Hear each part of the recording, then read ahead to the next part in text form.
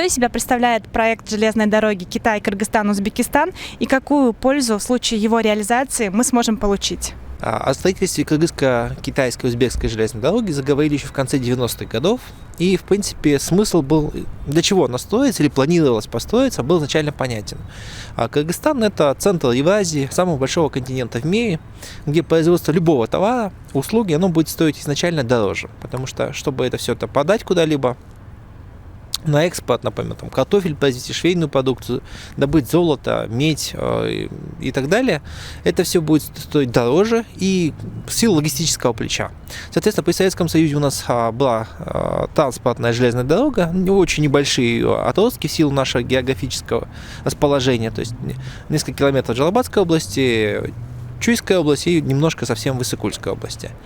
Железные дороги – это один из самых дешевых, удобных и массовых видов транспорта, особенно доставки крупногабаритных товаров. Но у нас все было заточено на, скажем, Казахстан, Россию и немножко в степени Узбекистан. Это в целом неплохо, это помогает нам сейчас в торговле, но весь мир он глобальный, и нам нужны выходы к серьезным мировым портам, а это можно было обеспечить, построив железную дорогу в Китай. Особенно за последние 15-20 лет Китай нарастил свою сеть железных дорог в десятки раз. Даже не просто в 10 раз, а в десятки раз. Речь идет о десятках тысяч километров новых дорог, высокоскоростных, которые построил Китай.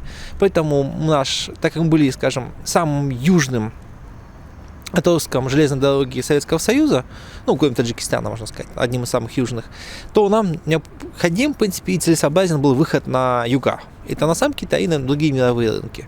Но изначально проект был, понятно, что дорогой, строить приходилось бы по горам, а мы достаточно маленькая республика, и у нас очень плохо, скажем так, с поставкой чего-то очень много, там яблок, фруктов, в каких-то товарных массовых количествах. Потому что мелкотоварность наша проблема.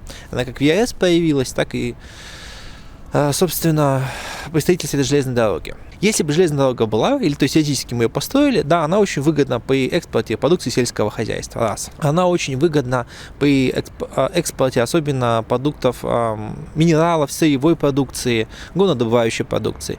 Медь, уголь, железо, золото, оно более компактное. Все эти металлы, полезные ископаемые, которые можно добывать в Кыргызстане, если их перевозить по железной дороге, совсем другая окупаемость. Это становится уже более-менее выгодно.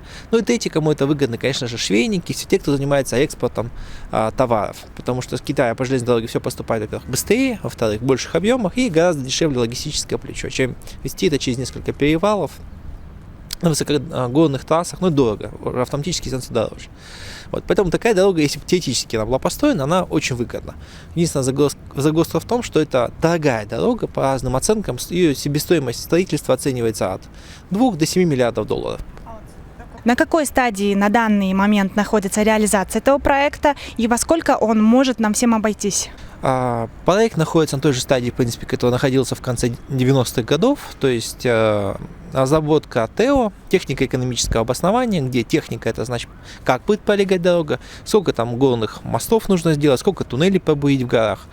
А экономически, сколько это будет, во-первых, стоить, и какая будет модель окупаемости. То есть, что будет получать Кыргызстан. Или какую-то ежегодную ренту за то, что Китай будет использовать эту дорогу, или мы будем брать за транзит грузов, или если мы возьмем кредит на строительство этой железной дороги, то сколько будем отдавать по кредиту. И то есть ТЭО, оно с 97 года разрабатывается, и уже несколько десятков даже ТЭО было. Все они разные, менялся маршрут, менялось время. Вообще сейчас тенденция последних десятилетий, любые транспортные, крупные инфраструктурные проекты, они дорожают. То есть если раньше оценивалось миллиард, 2 миллиарда, сейчас растут издержки, строительная техника дорожает, рабочий труд дорожает. То есть меньше, чем 4,7 миллиардов говорить не приходится. Это, конечно же, как 2-3,5 наших годовых бюджета. Понятно, что Кыргызстан за свой счет бюджета построить этот проект в принципе не может. Нужно брать деньги в кредит или создавать какую-то концессию, куда очень хочет, хотел бы поучаствовать Узбекистан, потому что эта дорога даже гораздо более выгодна Узбекистану, чем нам, потому что, во-первых, у них больше товаров, больше населения, им все те выгоды, которые я перечислил в отношении Кыргызстана, для них это еще в 3-4 раза выгоднее. У них есть что экспортировать в массовом порядке, им тоже нужен доступ на китайский рынок, им тоже нужны дешевые китайские товары, и им нужен выход на мировые порты, например, уже Шанхай, какие-то другие порты Китая. То есть им это все гораздо выгоднее. Но все-таки сумма, она очень сильно кусается, конечно. А сейчас Кыргызстан приблизился, наверное, второй или третий раз в истории максимально близко к тому, чтобы проект уже воплотился в реальность. Это, очевидно, политическая воля президента Кыргызской республики, потому что главное, чего не хватало последние лет 20, это политическая воля, а последние 2-3 года уже, к сожалению, мало одной политической воли, нужно очень хорошо прорабатывать, даже не техническое, сколько экономическое обоснование проекта, потому что Китай уже успел построить такую железную дорогу в Казахстан, Казахстан со своей стороны построил железную дорогу, и теперь она имеет выход там на Закавказье и дальше уже в Европу, да?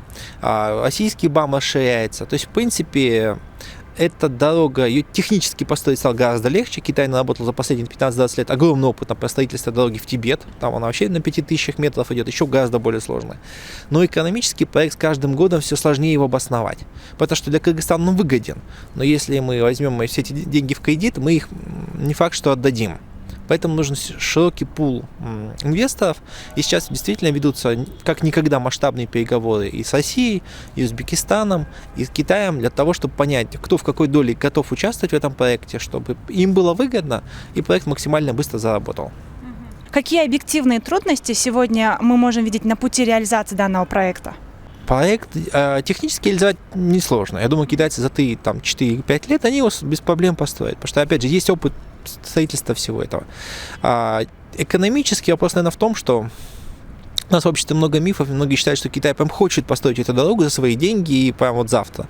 Нет, Китай давно, если у него были когда-то такие мысли или помыслы, может быть, в начале, там, в середине 90-х еще, то сейчас Китай готов построить эту дорогу, хоть начать завтра строительство, если будет объявлен государственный тендер, Кыргызстан скажет, постройте нам дорогу, или там, выиграйте тендер, и Китай, скорее всего, он построит дешевле, у него больше опыта, и у них есть колоссальный опыт, ни одна компания, такого уровня не имеет столько опыта и дешевизны, как у них. Скорее всего, они выиграют этот тендер и построят.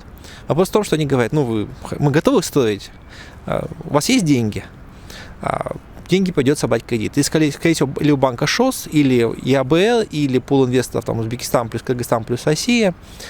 Так что проект, скорее всего, получится, но он не будет каким-то таким однозначным сладким подарком для всего Кыргызстана.